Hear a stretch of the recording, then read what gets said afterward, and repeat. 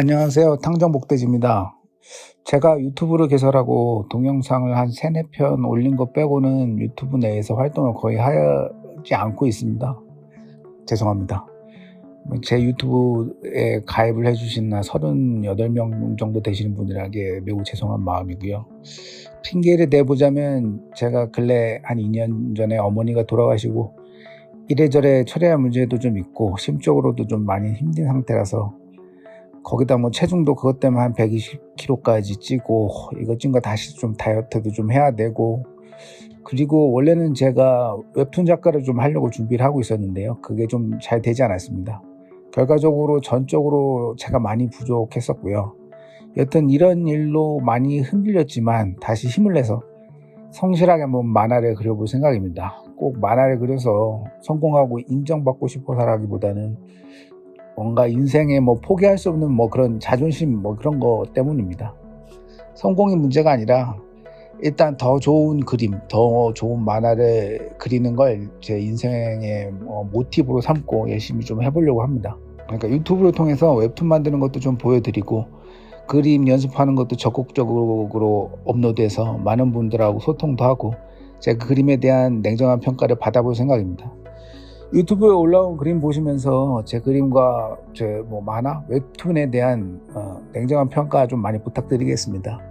일단 그림 그리면서 제 웹툰이나 여러 가지 얘기, 제 인생 얘기도 하고 주저주저 얘기 좀 한번 해보도록 하겠습니다. 일단 오늘은 며칠 전에 넷플릭스에서 재밌게 본 모범가족 박희순님의 포스터를 그리면서 제가 엄청난 대단한 영화평론가는 아니지만 그림 그리면서 이런저런 얘기 좀 해보도록 하겠습니다. 근데 이 넷플릭스 드라마 모범가족에 대한 제 평가는 한마디로 말씀드리면 현대차 G80 같더라. 이게 짱구 좀 많이 돌려서 한 단어로 냈는데요. 이게 무슨 얘기인가 하면은 한국형 누아르 드라마가 한국형 누아르 영화 신세계를 드라마로 만들어 놓은 것 같이 아주 매끈하게 잘 영화를 만들어냈습니다. 진짜 무슨 자동차로 치면 고급 명품 승용차를 보는 느낌이었어요. 근데 이놈이 막상 좀 분석을 해보면 이게 명품 승용차라기보다는 국산 형기 G80 같은 느낌이 든다는 거죠. 잘은 만들었는데 왠지 벤츠 짝퉁 같은 느낌이 든다라고 말씀드릴 수 있겠습니다. 좀 자세하게 말씀을 드리면, 근데 여기서 한번 제가 짚고 넘어가야 할 부분이 있다고 생각하는 게 뭐냐면, 넷플릭스에서 제작되는 한국 느와르물들이 느와르풍 화면의 미장센도 좋고 확실히 완성도가 높은 작품들이지만 스토리의 독창성 이런 점에서 태생적인 한계점이 있다는 겁니다. 벌써 모범 시민을 비롯해서 넷플릭스에는 한국 누아르문들이 몇 번 흥행을 하는 좋은 흥행 성적을 올리는 작품들이 나오고 있어요. 몇 번 예를 들자면은 여성판 무간더라고 불리는 한소희, 박희순 주연의 마이네임 이게 있었고요. 그리고 박훈정 감독의 전여민, 엄대구, 차승원이 출연하신 낙원의 밤이 있습니다. 거기다 이제 모범가족까지 이렇게 해서 연달아 나오고 있는데 상당히 완성도 높은 한국형 누아르 작품이 넷플릭스를 통해서 스트리밍 서비스 만들어지고 있는 거죠. 장르물들은 태생적으로 좀 문제점이 있는 게 대부분 홍콩, 일본의 조폭 느아르물을 그냥 답습하는 경향이 있다는 겁니다. 앞에 말씀드린 작품들하고 비교를 해보면 박훈정 감독의 낙원의 밤은 일본 기타노 다케시 감독의 소네트네를 거의 유사하게 좀 차용한 스토리라인하고 화면 배치까지도 많이 차용을 하고 있고요.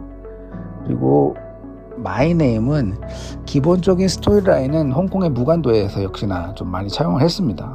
이번 모범가족은 메인 스토리 위의 두 작품에서처럼 완전히 복사 수준은 아니지만 언더커버 형사가 등장한다는 스토리를 부르는 무간도에서 선한 인물이 가족을 위해서 타락한다는 설정은 2020년 국내에서도 개봉한 전도연, 정우선 주연의 일본 손에 다이스케 작가의 원작인 지푸라기도 잡고 싶은 짐승들이라는 작품하고 좀 엮인 부분, 좀 비슷한 점이 있고요. 여기 정우 모범가족에서 정우님의 아내분으로 나오시는 분이 불륜까지 뭐 하는데도 당당하게 남편한테 막 하고 뭐 이런 설정들은 사실은 약간 미국의 전설적인 드라마인 브레이킹 배드에서 살짝씩 설정을 좀 갖고 오는 게 보입니다.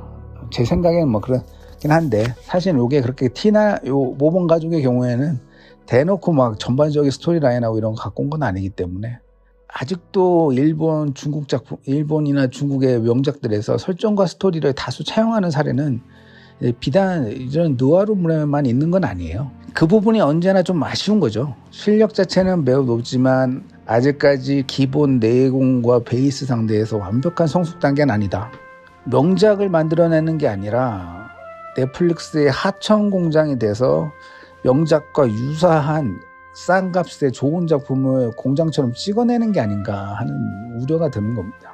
한마디로 자동차로 비교하자면 디자인도 좋고 성능도 뛰어나지만 아직도 저렴한 맛에 타는 그런 넘버원은 되지 못하는 현기차 G80 같은 느낌이 아쉬움이 있다는 거죠. 그냥 요즘 드라마나 영화 보면 너무 티나게 얼굴에 철판 깔고 좀 일본 작품이나 이런 데에서 대놓고 표절질하는 작품들이 있어서 제가 좀 과민 반응을 한 건지도 하는 걸 수도 있고요.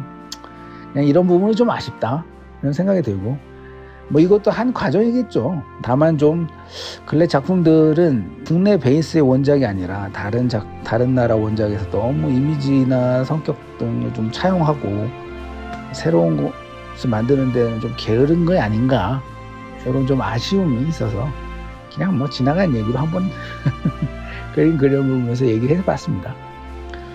다음에는 뭐 제가 그리는 웹툰 설정이나 이런 것들 그리면서 공유하면서 여러분들하고 좀 보여드리고 여러분들 의견 좀 수렴해 보도록 하겠습니다.